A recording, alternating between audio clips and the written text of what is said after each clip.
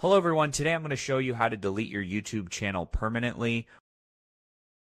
This is different from deleting your Google account, so keep that in mind. Let's get started. Step 1, sign in and access delete option. Sign in to your YouTube account. Click your user icon in the top right corner. From the drop-down, select Settings. Under your channel, click View Advanced Settings. Then select the Delete Channel button. Step 2, confirm channel deletion.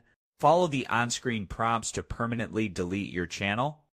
This process will not delete your Google account. If you have multiple channels or brand accounts, repeat this for each one. That's it. Pretty easy, right? Thanks for watching. I hope this helped. See you in the next tutorial. Goodbye.